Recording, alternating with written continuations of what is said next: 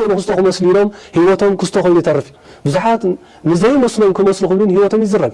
ንሕና ክንመስል ዝግባአና ኩሉ ግዜ ክርስትና ህይወት ናብ ቀራንዮ ምጥማት እዩ ካብ ቀራንዮ ንድሕሪ ዝመልሰና ግን ማንም የለን ሓሜት ሰባዲ ነብያሱ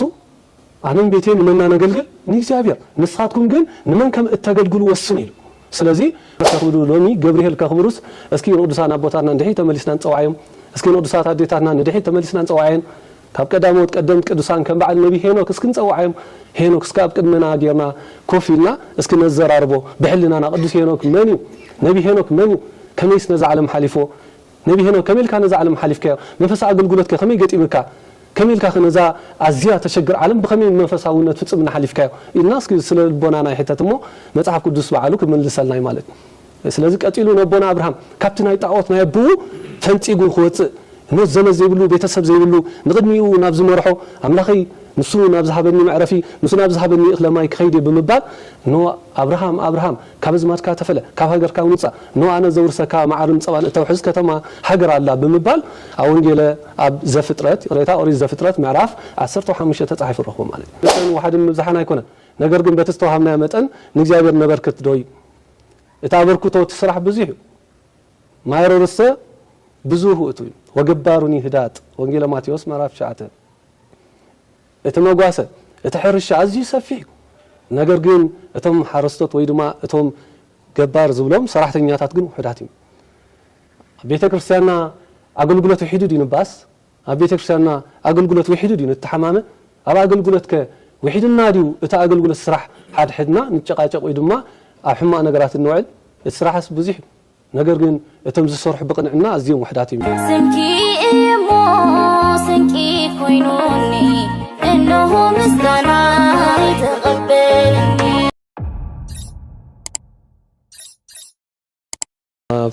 ወወልድ ወመንፈስ ቅዱስ አሃዱ አምላክ አሜን ጎይታ ሰራዊት እግዚአብሔር አምላክና ንሐዋርያት ንነቢያት ንቅዱሳን ኩሎም ጉባኤም ዝባረኸ እግዚአብሔር ቅዱስ ፈቃዱ ኮይኑ ጉባኤና ከባረኸልና ምሳልና ማእኸልና ተረኺቡ ነቲ እንመሃሮ እንሰሞ 33 ፍረኽ ነፍሪ ናቱ ቅዱስ ፈቃድ ይኹን በረከት ሜታችን በረከት ቃል ኪዳና በረከት ቅዱሳን ምስኩላትና ይኹን ጾምና ጾመ ድህነት ጾመ ስሬት ገይሩ ብሰናም ብርሃነ ትንሣኤ ከብጽሐና ናቱ ቅዱስ ፈቃድ ይኹን አቡነ ዘበሰማያት ሰማያት ይቀደስ ስምከ ትምጻእ መንግሥትከ ወይኩን ፈቃድከ በከመ በሰማይ ከማሁ በምድር ሲሳየነ ዘለለዕለትነ ሀበነ ዮም ንህድግ ለነ አበሳነ ወጌጋየነ ከመ ንሕነኒ ንህድግ ለዘአበሰ ለነ ታብአነ እግዚኦ ውስተ መንሱት ናላ አድኅነነ ወባልሐነ እምኩሉ እኩይ እስመ ዚአከ ይእቲ መንግሥት ኃይል ወስብሐት ለዓለመ ዓለም በሰላም ቅዱስ ገብርኤል መልአክ ወእግዝእትየ ማርያም ሰላም ለኪ ድንግል በህሊናኪ ወድንግል በሥጋኪ እምእግዚአብሔር ጸባኦት ሰላም ለኪ ብሩክት አንቲ እምአንስት ወብሩክ ፍሬ ከርሥኪ ተፈሥሒ ፍሥሕት ኦ ማርያም ለተጸጋ እግዚአብሔር ምስለኪ ሰአሊ ወጸልይ ምሕረተ በእንቲአነ አፍቁር ወልኪ ኢየሱስ ክርስቶስ ከመ ይስረይ ለነ ኃጣውኢነ ተማይጸንሽ ቃል እግዚአብሔር አብይ ናይሎም መምህርና መምህር ፊልጶስ ሰይፉ ናይ መጽሐፈ ኪዳን ሐዲስ መጽሐፈ ሊቃውንት መጽሐፈ መነኩሳት ትርጓሜ አንደምታ መምህር ይክኸውን ንመምህርና ተዛራቢ አንደበት ንዓና ዘስተውዕል ልቦና ይሃበና በቀጥታ እምበኣር ናብቲ ናይ ዕለተ ወንጌል ትምህርትና ክብለኩም ሰውነትና በትምህርተ መስቀል መምእታብ የማነ አዳውና ሐፍነብን በስመ አብ ወወልድ ወመንፈስ ቅዱስ አሃዱ አምላክ በስመ አብ ወወልድ ወመንፈስ ቅዱስ አሃዱ አምላክ በስመ አብ ወወልድ ወመንፈስ ቅዱስ አሃዱ አምላክ አሜን ዘሃሎ ወይሄሉ ዘመጻ ወካቤ ይመጽእ ኢየሱስ ክርስቶስ ቅድመ ዓለም ዝነበረ አብ ማእከል ዓለሙን ዝነብር ንዓለም ይሕሊፉ ዳግማይ ንፍርዲ ዝመጽእ ጎይታ ሰራዊት ኢየሱስ ክርስቶስ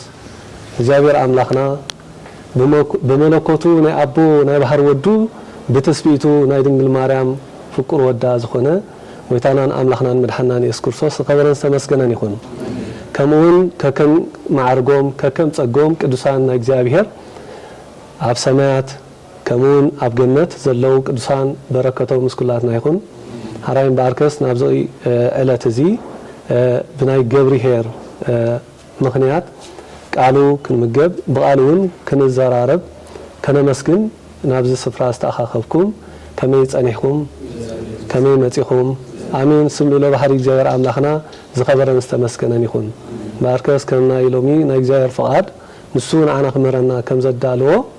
እንመሃረሉ አርስቲ ባ ውስተፍስሃሁ ለእግዚ ዝብል ኃይለ ቃል እዩ ናብ ሓጎስ ጎይታኻ እቶ ዝብል እዩ እስከ ሓቢርና ሓደ ግዜ ነቲ ቃል ንድገሞ ናብ ሓጎስ ጎይታኻ እቶ ለዚ በዚ ቃል እዚ ኣብ ወንጌል ማቴዎስ ምዕራፍ 25 ካብ ወደ 21 ጀሚሩ እንረኽቦ ኃይለ ቃል እዩ ማለት እዩ ባ ውስተፍስሃሁ ለእግዚከ ዘገርም ዘደንቕ ነገር ኣብዚ መዓልቲ እዚ በዚ ዕለት እዚ ነዘን ናይ ጾም ሰናብቲ ክንዝክር ከለና ሓደ ክዝከር ዝግብኦ ሊቅ ዓብ ሊቅ ኣሎ ንሱ ድማ ቅዱስ ያሬድ እዩ ነዘን ሶመንተ ሰናብቲ ከምኡውን ናይ ፋሲካ ብናይ ገዛር እሱ ዓቢ ፋሲካ ድጓ ዘፋሲካ ዝብል ብናይ ገዛር እሱ ሰፊሕ ዝኾነ ኣብ ቤተ ክርስቲያንና ኣገልግሎት ዝወሃብ ብዜማ ብስርዓት ኩሉ ሰርዓልና ቅዱስ ያሬድ እሞ ገብርሄር ክብል በዚ ዕለተ ሰንበት መኑ እቱ እናበለ ብዜማ ዘዘየሞ ንበረከት ክኾነና ከዚየሜ መኑ ውእቱ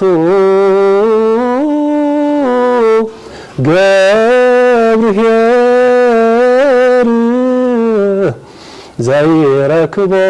እግዚኡ በምግባረ ሰናይ ወይሰይሞ ዲበ ኩሉ ንዋዩ ካይወየሎ እግዚአብሔር ገብርሄር ወምእመን ዘበውሁድ ምእመነ ኮንከ ዲበ ብዙሕ ሰይመከ ባ ውስተፍስሃሁ ለእግዚእከ ዝብል ካብ ናይ ድጓ ናይ ጾም መዝሙር ናይ ቅዱስ ያሬድ ማለት እዩ ለዚ ቅዱስ ቤተ ክርስቲያንና በዚ መንፈሳዊ ዜማ እዚያ ሃፍታም ከም ምዃና መጠን ኣሓት ቤተ ክርስቲያንን ኣዝየን ዘኽብርኦ መንፈሳዊ ትውፊት እሞ በዚ ክንኮረ ይግባአና አካል ናይቲ መንፈሳዊ ስነ ጥበብ ስለዝኾነ ንስኻትኩምን ነዚ ነገር እዚ ክትዕጅቡ በረከቱ ናይ ቅዱስ ያሬድ ምስኩላትና ይኹን ሃይ ባርከስ ናብቲ እርትና ናይ ትምህርቲ ክንመጽእ ባ ውስተፍስሃሁ ለእግዚእከ ናብ ሓጎስ ጎይታኻ እቶ ሓጎስ ናይ ጎይታ እንታይ እዩ ዝብል በዚ ዕለት እዚ ናይቲ ሕያዋይ ናይቲ እሙን ኣገልጋሊ በረከት ፍስሃ ናይ ጎይቱ ሙሳድ እሞ እቲ ፍስሃ ወይ ሓጎስ ደስታ ዝበሃል ዘሎ እንታይ እዩ ወይስ እንታይ ስለ ዝገበረ እዩ ንዝብል ኣብ ዘለና ግዜ ክርኢና ወንጌል ማቴዎስ ምዕራፍ 25 ጀሚሩ ስለተን ደናግል እሞኻ ለባማትን እንደገና ስለተን ደናግል አያሽን ሒዙ ይጅምረልና ካብ ፍቅደ ሓደ ጀሚሩ ነገር ግን ዝሓለፈ ሰንበት ታይ ነይሩ ደብረ ዘይት ነይሩ ስለዚ ነገረ ምጽአት ምዃኑ ክርስቲያን ዘይግባአና ሓደ ነገር እዩ እዚ አርእስቲ ዝሒዝና ዘለና ጌታ ክመጽእና ባኻ ጌታ ክመጽእና ባኺ እንታይ ሒዝካ ተዳሊኻ ኣለኻ እንታይ ሒዝካ ተዳሊኽ ኣለኻ ዝብል ኣብ ውሽጢ ዝሓዘ ትምህርቲ ወይ ከዓ ምስጢራዊ ናይ ሓደራ ቃል ዘለዎ እዩ ስለዚ ካብ ደብረ ዘይት ጀሚርና ክንፈራስ ዘይኮነ ዝግባአና እንታይ ዳ ክንዳሎ ክንስብት ዘይኮና ዘለና ንምጽአት ጌታ እንታይ ዳ ብፍቅሪ ክንጽበዮ ብንስሓ ነው ክንዳሎ ዝብል እሞ ስለዚ ሕያዋይን እውን አገልጋልን ኣብዚ ናይ ዕለት እዚ ገብርሄር ብምባል ቅዱስ ያሬድ ብፉሊ ንዕኡ ሓንቲ ሰንበት ይዎ ምክንያቱ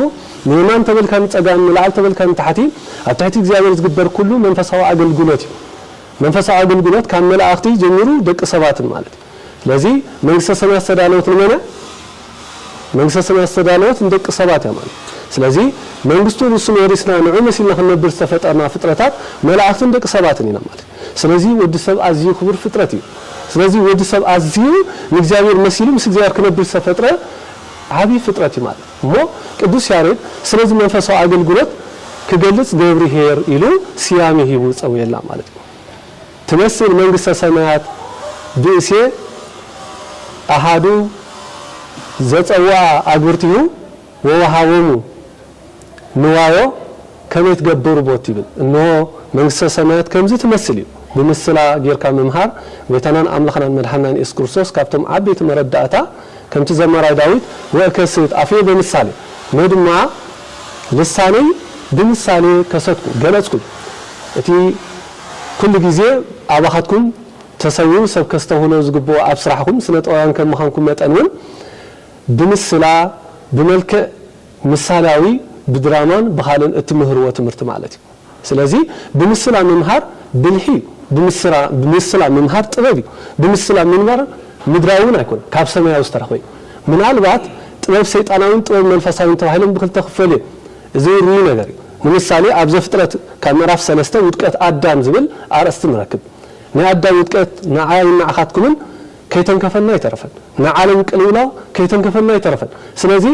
አዳምን ሔዋንን ውድቆቶም ከዘክረና ሆኖ مسؤول አይሆንና ዝክር ናይ ሰይጣን ክፉ ጥበብ ማለት እዩ ብልሓት ተንኮል ዝተመልኦ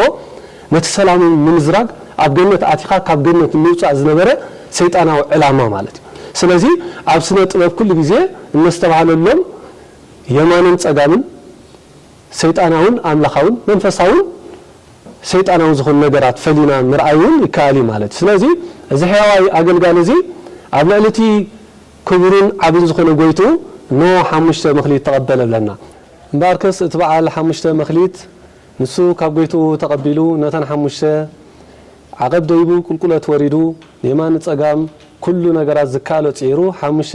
አጥሪው 10 አትረፈ ማለት 5 ትርፉ ምስታ 5 10 ኾነሉ እትበዓል ክልተ መኽሊት ድማ ንሱን ኮሙ ደኺሙ ዓቀብ ደይቡ ቁልቁለት ወሪዱ ንሱን 4 ገበረን ክልተ ተርፊ ረኸበ ተባል ሓደ ግን ንሱ ነታሓንቲ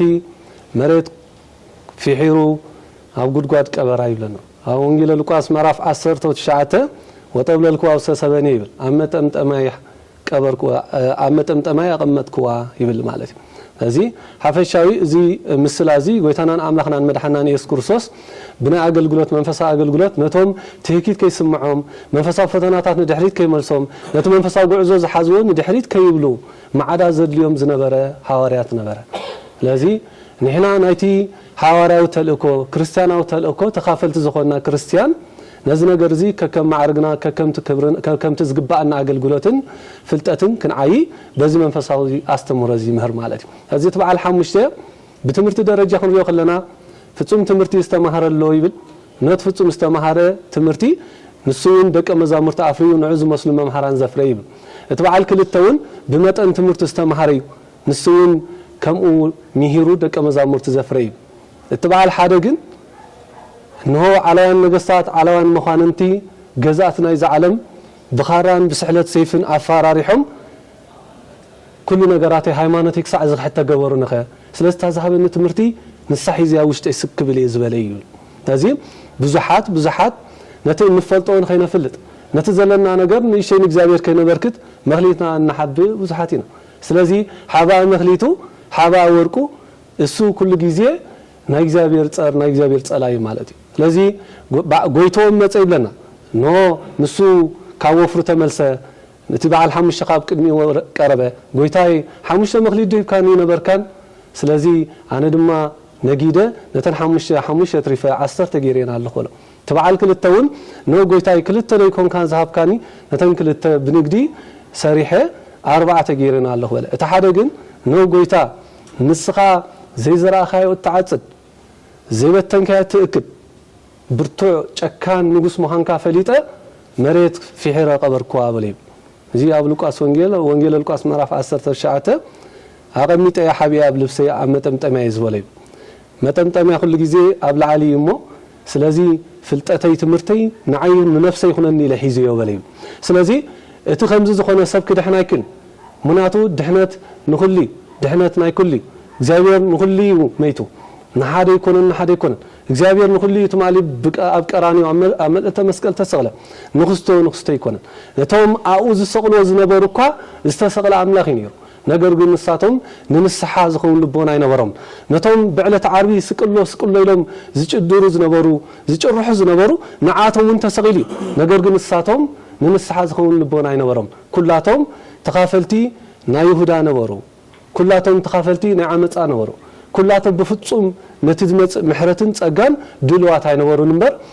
ካብኣቶም ሓደ ንርኢ ሎንጊኖስ ተባሃለ ወተሃደር ብየማናይ ጎኒ ጌታ ብኹናት ዝሃረመ ንሱ ድሕርቲ ኩናት ወይ ድሕርቲ ኩነት ፍጻሜ ሓንቲ ዓይኑ ኣይትረን ነበረት እሞ ካብ ጎይታ የማናይ ጎኑ ዝፈሰሰ ንሱ ዓይኑ ፈዊስዎ ካብቶም ዝኣመኑ ኮይኑ ምእማን ጥራሕ ዘይኮነውን ብሰማዕትነት ሓሊፉ ማለት እዩ ስለዚ ንሕና ኣብ መንፈሳዊ ህይወትና ኣብ ኣገልግሎት እንወሃቦ ናይ ሓሙሽተን ናይ ክልተን ወሓድን ምብዛሕን ኣይኮነን ነገር ግን በቲ ዝተዋሃብናዮ መጠን ንእግዚኣብሔር ነበርክት ዶ እዩ እቲ ኣበርክቶ ትስራሕ ብዙሕ እዩ ማይሮርሰ ብዙሕ ውእቱ እዩ ወገባሩኒ ህዳጥ ወንጌል ማቴዎስ ምዕራፍ 9 እቲ መጓሰ እቲ ሕርሻ ኣዝዩ ሰፊሕ ነገር ግን እቶም ሓረስቶት ወይ ድማ እቶም ገባር ዝብሎም ሰራሕተኛታት ግን ውሕዳት እዮም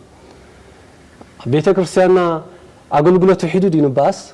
ኣብ ቤተ ክርስቲያንና ኣገልግሎት ውሒዱ ዲ ንተሓማመ ኣብ ኣገልግሎት ከ ውሒድና ዲዩ እቲ ኣገልግሎት ስራሕ ሓድሕድና ንጨቃጨቅ ወይ ድማ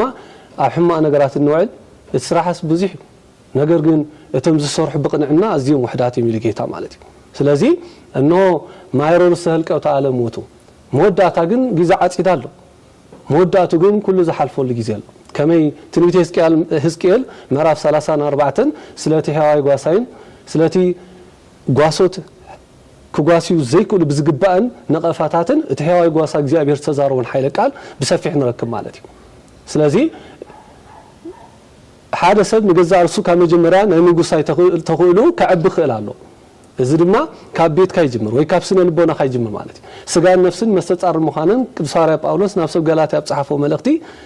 ብሰፊሑ እንታይ ናይ ስጋ እንታይ ትፈቱ መንፈስ እንታይ ይፈቱ ዝብል ናይ ስጋን ናይ ነፍስን ብሰፊሕ ተተረክሉ ስለ ናይ ስጋ ጽልእን ቅምን ትዕቢትን መስተን ስኽራን ዕብዳን ወዘተርፈ ስለ መንፈሳዊ ነገር ከዓ ስለ ናይ ነፍስካ ፍቕሪ ትሕትና ምጽዋት ጽቡቕ ዘበለ ኩሉ ማለት እዩ እዚ ስጋ ትደልዮ ምድቃስ ምብላዕ ምዕንዳር ምርባሽ ትዕቢት ወዘተርፈ እዩ ነፍሲ ትደልዮ ከዓ ጽቡቕ ነገር ኩሉ ግዜ ነፍስና ኣብ ቅዱስ ነገር ተውዒሉ ውሽጥናውን ርጋት ይበና እዩ ስለዚ ህላውነት ነፍሲ በቲ ንሃና ውሽጣዊ ድሌትና ንፈልጦ ኢና ማለት እሞ እቲ በዓል ሓሙሽተ ብትምህርቲ ደረጃ ክዝርዘር እንከለይ ነገር ግን ብትምህርቲ ጥራሕ ኣይኮነን ብማዕርጉን በዓል ሓሙሽተ ኣሎ በዓል ክልተ ኣሎ በዓል ሓደ ኣሎ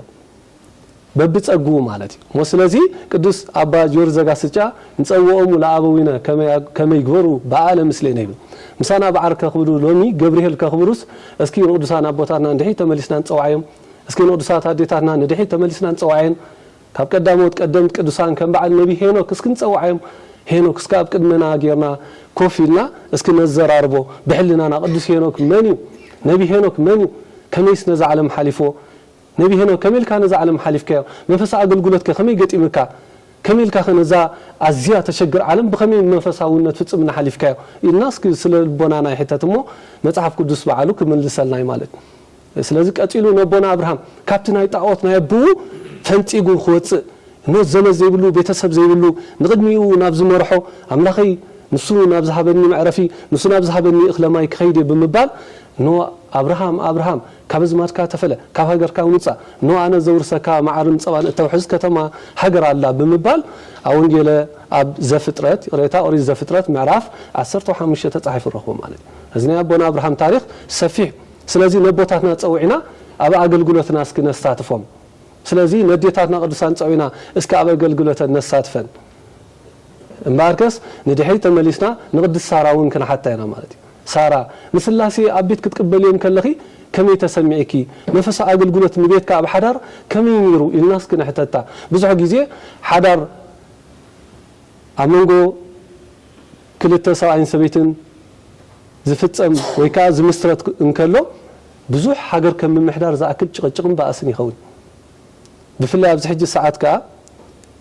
ቢኾነለይ ተንከባኺብካ ወይ ከምዚ ጌረልክ እናተባሃልካ ድሓር ኣብ መወዳእታ ግን ምንእሽተይ ነገራት ምፍላይን ክሳብ ነፍሲ ምሕላፍ ምቕታል እውን ይስማዓለይ ኣብ ምዕራባውያን ሃገራት ብፍላይ ስለዚ ነዚ ነገራት እዚ ኣገልግሎት እዩ ሓንቲ ሓፍትና ኣብ ሓዳራ ንበዓል ቤታ ንደቃን ክትንከባኸብ ከላ ዓብ ኣገልግሎት እዩ ሓደ ሓውና ንበዓል ትቤቱ ንደቁን ክንከባኸብ ከሎ ዓብ ኣገልግሎት እዩ ነዚ መንፈሳዊ ኣገልግሎት ንርድኦ ዶ ነዚ መንፈሳዊ ኣገልግሎት ንደልዮ ዶ ስለዚ ዝተዋሃበና ንእሽተይ ኣይኮነን ማለት እሞ ኣብ ሓዳረን ቅዱሳን ዝነበረ ኣዴታት ንዘክረን ኢሉ ቅዱስ ጴጥሮስ ወንዘክራ አንተና አዴታት አንተና አሕዋት እስኪ ንሳራ ዘክራ ኢሉ ስለዚህ እስኪ ንዘክር ንሕና በአገልግሎት መንፈሳዊ ወትና ህዝብ ኣብ ምብራህ ዝነበሩሲ ንነቢ ሙሴ ንልቀ ነቢያት እስኪ ንፀውዓዮ ህዝብ ምብራህ ቀሊል እዩ ንሙሴ ንሓንሳ መና እናመገበለን ከሎ ደቂ እስራኤል መና ንሕና ኣዝዩ ልስሉስን ክትበልዖ ዘይጥዕም ነገር እዩ ስለዚህ ንሕና ዝለመና ኣብ ግብጽ ዝነበረ መግቢ እዩ እሞ እንታይ ክትገብር ናብዚ ውጪኻና እንታይ ክትገብር ከናብ ዝበረኻ ምጪኻና እናበሉ ኣብ ልዕሊ ሙሴ ይግረምሩ ነበሩ ለዚ እግዚአብሔር ይሉ ብሰንኪ ናይ እግዚአብሔር ቃል ዘይመስምዖም አምድረ በዳ ፋሒሎም ተበቲኖም ነዚ ቅዱስ ሐዋርያ ጳውሎስን ጠቂሱ ወይ ናብ ቆሮንቶስ መልእክቱ እንደገና ከሙን ቅዱስ ዮሐንስ አፈወርቅ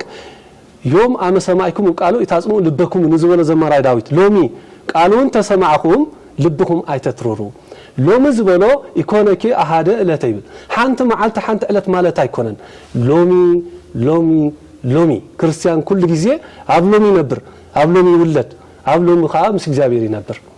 እዚ ኸኣትናትኩም ጽባቐ እዚ ኸኣትናትኩም ዓወት ምክንያቱ ንኹላትና እኳ መንፈሳዊ ነገር ክንርኢ ዝገብር ንስኻትኩም ኣብቲ ዓለማዊ ስነ ጥበብን ብብዙሕ ነገር ንሰብ ትምህሩ እንደገና ኸዓ መንፈሳዊ ሚድያኹም ካ بخمس عينات ملكة أقولنا يا بوتاتنا خنساتة فيكم مالك سلازي إذا بركة زغليل هيكون بحمش شدي بخلته بعال حدا مخليت جن بفرحن بتشكان استملي إجابير كقتلني إجابير كمسخ جبرني إجابير كتفاني النابلة سب سنو لبوني بفرح زمرحه زفرح حسب كاب بيتون كوت سايكل زفرح حسب كنجدون ايكل فرح أنت نجدو كيكسر يسلزبل مصاري تلفون سلازي أمن فساوي عيوتات كل جزء كافتم كسارات عوتاتنا نذكر نزينا نبوتنا نقدسان اسكن نذكرهم اسكي نقدستي يوديت نذكرها يوديت نهلا فرنس تاكل كاب ناب كده نصور نعلم ملو كم حاتين ويدما كم قال قطقيطو زدققه عبي غزا نغوس ناب كده نصور شمت رخيبو اند اسرائيل كطف زمصه مصحف يوديت كاب مراف حدا جميرنا مالتي ስለዚህ يوديت نسا بعل بيتا ميتوا ነገር ግን ስለና بعل بيتا حياونتن ጽቦ ነገራትን እናዘከረት መበለት ኮይና አቤታት ነበር ነበረት ይዝ ዛ መበለት እዚያ እንደቅ እስራኤል ሓደ ሰብ ከጥፍ ይሉ ሞ በዓዊ ድምጺ በአውታ ስም እግዚአብሔር ክጸርፍ ሰማዕት ሞ እና ነብዓት አምላክ እስራኤል ለኻ እንዲኻ ድግም ኃጢአትና ከምዚ ዲበዚሑ ሎሚ ኮሚ ዘብል ኃጢአትና ክንድዚ ዲበዚሑ ኣብ ልዕሌና ድምጽ ናይ ዲያብሎስ ድምጽ ናይ ጋንንቲ ምጉሩምራን በዚሑ كم كريستيان كم أرثوذكس توحدو كنفرح زي قبائنا نفرح له ساعات كوينو دمت أجاننتن وراء أجاننتن حلفوهم سنة أو مريت النابلو أبرازيل تجبرون رينا مالتي حجك كوانو بعلو إلمناتي سيطانيزم علو الكاكوا يلن زبلوني هلي بعين النار ما أصفتنا إجابرنا الآخر أزيوم نعلمنا سنة أب كباتمان أنتمان سبايدرمان زبل سب زخون ساري زخون سب نجنا منكع زخون سب زخون منكع من أجره دحنا تمد لايكوي نعلم زدحن مني كريستوس مبال سب زخون أملاخ زخون السب مبال تسعينهم نعوك هالي تلقوا هيبة معربوان نعنا خفتاتني وعلى الله سلازي ناتهم سرح بيت نديابلوسن سراويت المملاخ أنا نسخاتكم من كيلو نبي ياسو أنا بيتين نمنا نقلقل نيجابير نسخاتكم جن نمن كم التقلقلوا والسنيلو سلازي وستاني بزي ساعات زي بزي منفساو ميديا وي بزي منفساو مرها قبل مخاتكم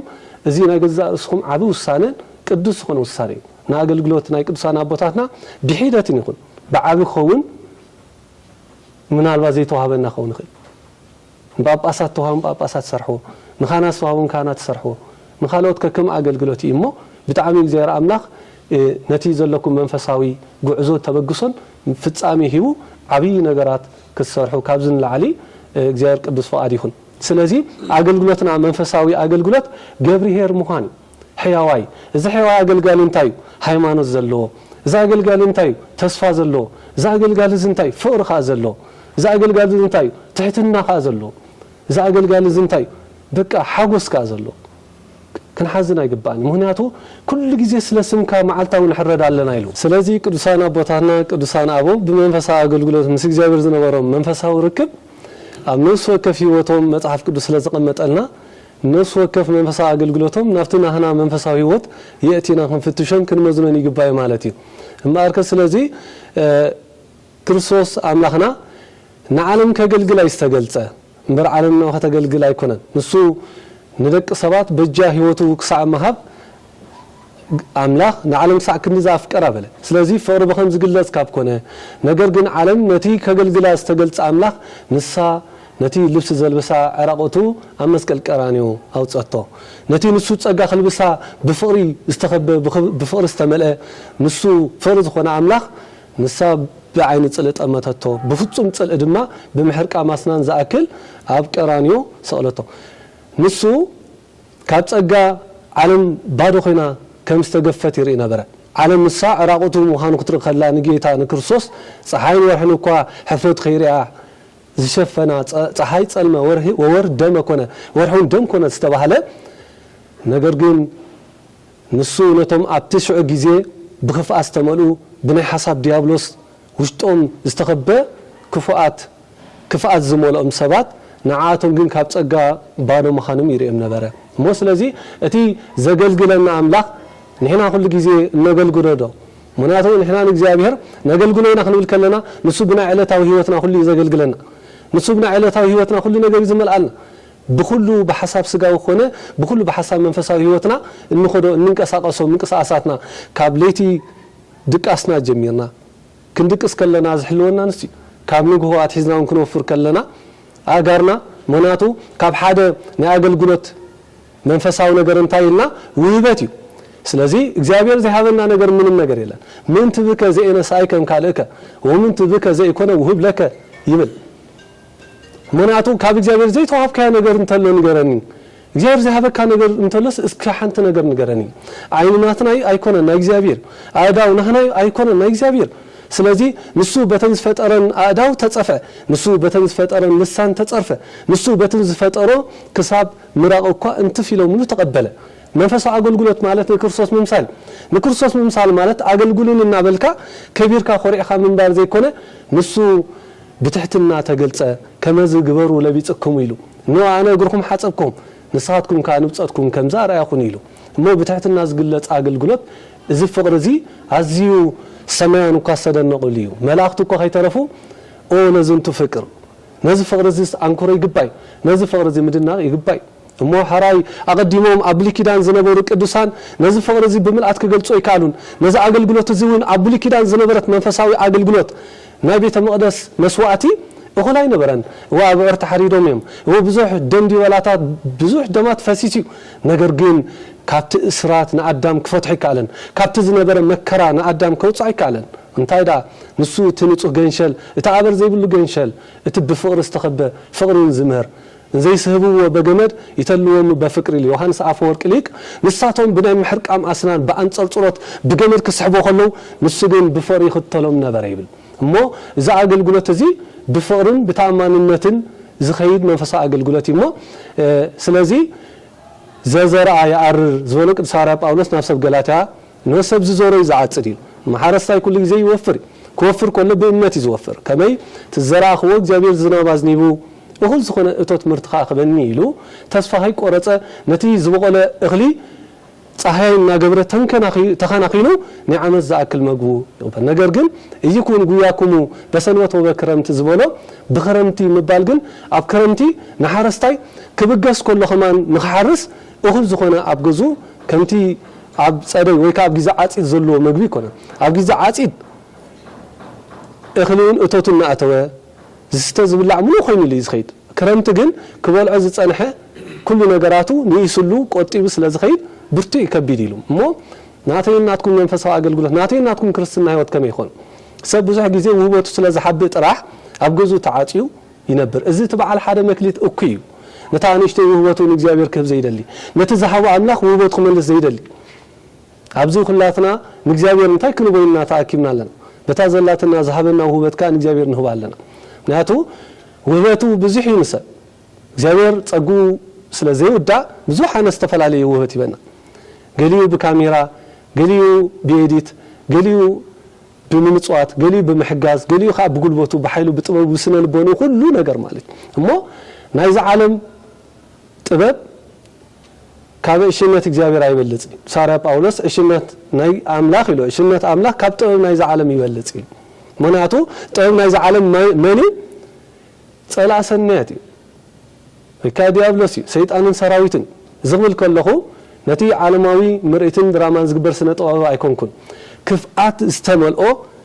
ንሰባት ንምድኻም ሓፈሻዊ ንሰባት ቅሳነት ምኽላእ ስነ ልቦናኦም ኩሉ ጎዲኻ ክሳዕ መወዳእታ ኣምላኽ የለና ምባል ዘብፅሕ ብዙሕ ነገር ክፍኣት ዝሰርሖ ሰይጣን እዩ ማለት እዩ ለዚ በዚ ናይ ሰይጣን ጥበብ ዓለም ጠፍያ ነበረት በቲ ብሓደ ወዱ بعبي طبب بستير سجلت بقيتنا أملاخنا مدحنا إيس كورسوس كمدحنا عالم كونه كمي إجابيرنا عالم كابز فترة له طبب إجابير سبز خدوا له طبب يركله مناطو هو عالم فترة له ركيه بزح ساينتيفيك ويتمرا مرتنا إذا عالم سلنا مارين زاتلونا بحر تخينهم أيوة تخونهم تراقيهم معلتا وحدش نجري سلا خالو ركعت تخونهم كل جزء حدش نجري رخيم نازل له مالك لذي نايز عالم ናይ እግዚአብሔር ፍጥረት እኮ ሰባት ክበጽሑ ይኮል ንሱ አዝዩ ረቂቅ እሞ ካኡዝ ረቂቅ ግን አምላኽ ሰብ ምዃን ኢሉ ተዋህዶ ቃል ስጋ ኮነ ዝብል ወንጌል ዮሐንስ ምዕራፍ 1 ወደ 14 እዚ ምስጢር እዚ አዝዩ ንብዛሓት መስተንክር ኮይኒ ማለት ስለዚ እዚ ብምስጢር ብፍቅሪ ዝተገልጸ አምላኽ ንዓይን ንዓኻትኩም ከገልግል ካብ ኮነ ኣነንስኻትኩም ኩላትና ድማ በብማዕርግና በብውህበትና በብመክሊትና ንእግዚአብሔር አገልግሎትና ክነሓባ ይግባኒ ማለት እዩ ሰብ بكل نتعاقل قلوت نزي ميدازي بنهاتكم بكل نجارات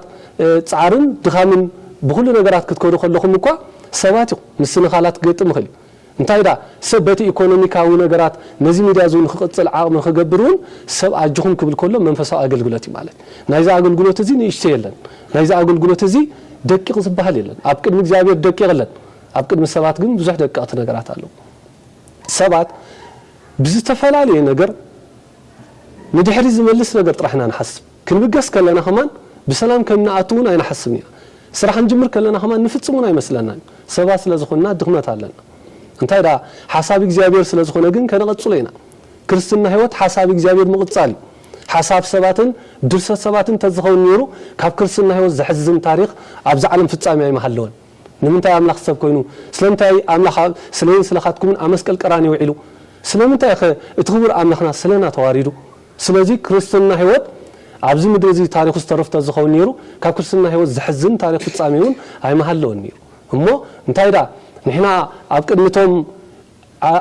በላሕቲና ዝብሉ ንሕና ከም ኣያሾን ንረአ ንኽእሊና ብዙሕ ግዜ ኣብ ሓደ ኣገልግሎት ሰባት ኣብ መጀመርያ ሰብ ንወዲ ሰብ መን ይብሉ ጌታ ሓቲትዎም ሐዋርያት እንታይ ኢሎም ወንጌል ማቴዎስ ምዕራፍ 16 ገሊኦም ሙሴ ይብሉኻ ገሊኦም ኤልያስ ይብሉኻ ገሊኦም ካብ ሓደ ካብ ነቢይ ይብሉኻ ሙስኹም ከዳ መን ትብሉን ኢሎም لذي ناتهم التحساسبة بحساب كانوا شفينا منيرهم سلذي حساب سبات بادو سلزخونه منكم متصاي كالن حساب منفس قدوس جن ابليك حواريات اب بيتروس حديرو انت وتو كريستوس ولد እግዚአብሔር ወደተያው ኢየሱስ ክርስቶስ ንስኻ ይካይል ማለት ለዚህ ኦ ጴጥሮስ ነሃ ስጋኻን ደምካን ዝገለጸልካ አይኮነ ስጋውን ደማውን ሐሳብ ፍልስፍና ዝገለጸልካ አይኮነ ስለዚህ መንፈሳው ተበጉሶና ሁሉ ካመነ ካብ እግዚአብሔር ምዃኑ እንተሐሲብና ካብ እግዚአብሔር ምዃኑ እንተዓይና በፍጹም ታምር አገልግሎትና ንኾንቲ ይኮን ንማዓልቲ አይላፍ ከድሕኒ ንማዓልቲ አይላፍ ካብ ክፋት ክመለስ እዩ እኳዳ ንሕና ከማን ኣብ መድረኽ እንቀውም ሰባት ኣብ ቅድሚ እግዚአብሔር ክንቆም ዘይግባአና ነገር ግን እግዚአብሔር አምላኽ ንሱ ንዕዩ ክብል ኩሉ ግዜ በርታዓና እዩ በመንፈስ አገልግሎት ኩሉ ግዜ ንሕና ድኹማት ከተኾና ኩሉ ግዜ ንዕለት ሓይል ይበና ማለት እሞ ስለዚህ በዚ መደብ እዚ ኣብ መልዓለም እትከታተሉ ምእመናት ኩልኹም وديك كاخد كون تخل بنسحاتس تسفقريس كاخد كون تخل حجون እግዚአብሔር مسائل كحبو جبر مناتو እግዚአብሔር كل ጊዜ مساخاي امنو سوكف دقيق كم عين تقشا وي كم عين قح سنتا እግዚአብሔር نخيطف زحلو تغو املاخ አለካ ማለት ሞ ንሱ ሓላዊ ኢሉ ዘማራይ ዳዊት ስጓሳይ ኢሉ ስጓሳይ ካብ ኮነ ዳ እንታ ኮይነ ፈርሕ ኢሉ ስለዚ ጉስነት አንቀጸ ኖሎት እዚ ገብርሄር ዝብና ለማ አንተ ትምርቲ ናይ ጉስነት ክንብል ከለና ካብ ጳጳሳት ክሳብ ምእመናን ብማዕረግ ኮነ ብፍልጠት ክሳብ ዝተሓተ ካብ መምህራኑን ካብ ሊቃውንቲ ክሳብ ዝተሓተ ምእመን ኩሉ ብፍልጠት ሰብ ክርስቲያን ምዃኑ ዘይፈልጥ የለን ሓደ ክርስቲያን ምዃኑ ክርስቶስ ዝኣክል ኣምላኽ መስዋዕት ዝኸፈለሉ ምዃኑ ዘይፈልጥ ክርስቲያን የለን እሞ ናብዚ ሕሬት እዚ ናብዚ ጻውዒት እዚ ናብዚ ብፍቅሪ ዝተመልአ ዝመሰረተና ንሱ ነገር ግን ብምንታይ ከይህነጽ ብመከራ ስለዚህ ኩሉ ጊዜ ከምቶም زحرود جنشل كنا زمارة داويس قلتو قدس حواري ጳውሎስ ዝደገሙ ነገር ግን ካብ ፍቅሪ ክርስቶስ ዳ መን ዝፈልየኒ መን ይሃድገን ፍቅሮ ለክርስቶስ ናብ ሰብ ሮሜ ምዕራፍ 8 ማለት ካብ ፍቅሪ ክርስቶስ ዝፈልየኒ መን እዩ ምንዳቤኑ ተሰደኑ ሓዘንኑ ረሃብኑ ብዙሕ ተቀይሱ ጥሜት ድዩ መከራ ድዩ ሽግር ድዩ ናይ ሰባት ሓሳብ ድዩ ፍልስፍና ድዩ ወይስ ዝኾነ ዓይነት ጎዳእ ድዩ ኣይፈልየኒን ኢሉ በቃ ምክንያቱ ምስ እግዚአብሔር ዘሎ ርክብ ቅዱስ ሐዋርያ ጳውሎስ በዓል ይመስክራል ኣነ ስኻትኩም በዓልና ኢና ምስ እግዚአብሔር ምህላውና ከመረጋግጽ ግባን እዚ ክርስትና ህይወት ነቲ መንፈሳዊ ጉዕዞ ነቲ መንፈሳዊ ታሪክ ኣብ ቀራንዮ ዝተመስረተ ኣብ መከራ ዝተመስረተ ንዑ ምቕጻል እዚ ማለት ነቲ ፈተና በዲኻ ምኻድ ማለት እሞ ገብርሄር ነተን 5 መክሊቱ 10 ከምጽ ከሎ ብብዙሕ ጻዕርን ድኻምን እዩ እንሆ ገብርሄር ገብር ምእመን ዝተባሃለ በዓል ክልተውን ከምኡ ማለት ትበዓል ሓደ መክሊት ግን ጨካን ምዃንካ ፈሊጠ ነታ መክሊት ሓቢኤ ኣቐሚጠ ኢሉ ስለዚ ንሕና ፍልጠትና ውህበትና ክንሓባ ይግባል ንሕና ታዘላትና ንሽተይ እኳ ትኹን ከነካፍል ይግባል ኣብ ፋሚሊ ኣብ ቤተሰብ ኣብ ስድራ ዘሎ ከምኡን ኣብ ሓዳር ከምኡን ምስ ኣዕሩኽትና ምስ ማሕዙትና ዘለና ኩሉ ግዜ መንፈሳዊ ህይወትና ንመዓልቲ ንሽተይ ቃል ኣምላኽ ንመዓልቲ ንሽተይ ፍጻሜ ታሪክ መጽሓፍ ቅዱስ ከነዕልል ከለና እግዚአብሔር ባኣና ባሂብሎ ብዙሓት ካ ባኣና ይሕጎሱ እሞ እግዚአብሔር ኣምላኽ ንዓና ክርስቲያን ገይሩ ኣብታ ቀንዕቲ እምነት መስሪቱ ንመንፈሳዊ ህይወት መንፈሳዊ አገልግሎት መሪጹ ክሳዕ መወዳእታ ነቲ ክፉእ ዘመን እውን ብትሕትና ብፍቅሪ ብንጽህና ብንስሓ ብሓፈሻ መሰቦታትና ኮይና ብንስሓ ኮይና ክንሓልፎ ናይ እግዚአብሔር ቅዱስ ፈቃድ ይኹን እሞ መንፈሳዊ አገልግሎት ገብሩ እኩይ ምዃን ክፉእ አገልጋሊ ምዃን ኣዝዩ የንቅፍ ጥራሕ ዘይኮነ ኣበይውን የትዩ ናብቲ ምሕርቃ ማስናን የትዩ እሞ እንታይ በለ ዳ ውስተፍሳሁ ለግዚከ ናብ ናይ ጎይታኻ ሓጎስ እተዮ ናይ ጎይታ ሓጎስ እንታይ እዩ ኣነ ስኻትኩምን ኣመወዳእታ ምስ እግዚአብሔር ንቆመላ ነዚኣ ቅዱስ ያዕቆብ ዘስሩግ ህፃን ኮሎ ብህፃንነቱ ኣዝዩ ዘገርም ሰለስተ ቃላት ተናጊሩ ኣነስ ኢሎም ነቶም ህዝቢ ምእመናን ካብ ሕቑፉ ኣዲ ወሪዱ ሰለስተ ነገራት ይፍርሓን ኢሎም ተቐዳሜቲ ነፍሰይ ካብ ስጋ ክትፍለኸላ ኢሉ ተኻሊቲ ድማ ኣብ ቅድሚ እግዚአብሔር ደው ምባል ምቋም ፍርዲ ኢሉ ሳልሰይቲ ግን ጻእተ ፍት ላኢለ ኣባይ ትወፅእ ፍርዲ ኢሉ ንዓና ኣባይ ትኸውን ወይስ ካባይ ኪድ ኣነ ጳጳሴ ነይረ ኣነ መነኮሴ ነይረ ኣነ ካህኔ ነይረ ኣነ መምህሬ ነይረ ኣነ ዲያቆኔ ነይረ ኣነ ክንዲዚ ኣገልግለ ክንዲ መጽሓፍቲ ጽሒፈ ከምዚ ዘይመ ዝበሃል ዘይብሉ ብግብርኻን በቲ ቅድሚ እግዚአብሔር ዘሕለፍካያ ዘመናትን እትስፈር መስፈርቲ እኖ ንሱ ኣታ ገብርሄር ኣታ ሕያዋይ እሙን ኣገልጋሊ እኖ ብውሕድ ተኣሚንካ ኢኻሞ ኣብ ልዕሊ ብዙሕ ክሸመካዮ ወይ ካብ ልዕሊ ብዙሕ ሸመካ ኣሎ ክበሎ ማለት ስለዚ ናይ ጌታ እዚ ሕጂ ንሪኦ ዘለና ኣብዚ ምድሪ ኮይና መንፈሳዊ ካብ እግዚአብሔር እንረኽቦ ክብርን ሓይልን ሞገስን ኣብታ ትመጽእ መንግስተ ሰማያት ብኦም ደቂ ሰባት ክፍተሽ ክምርመር ዘይክእል ሰማያዊ ረቂቕ ሃብትን ጸጋን እሞ ቅዱሳን ኣቦታትና ንእግዚአብሔር መሲሎሞ ኣገልግሎት መንፈሳዊ ኣገልግሎት ንመን ምምሳል እዩ ንኽስቶ ምምሳል ኣይኮነ ብዙሓት ንኽስቶ ክመስሉ ኢሎም ህይወቶም ክስቶ ኮይኑ ይተርፍ ብዙሓት ንዘይመስሎም ክመስሉ ክብሉን ህይወቶም ይዝረግ ንሕና ክንመስል ዝግባአና ኩሉ ግዜ ክርስትና ህይወት ናብ ቀራንዮ ምጥማት እዩ ካብ ቀራንዮ ንድሕሪ ዝመልሰና ግን ማንም የለን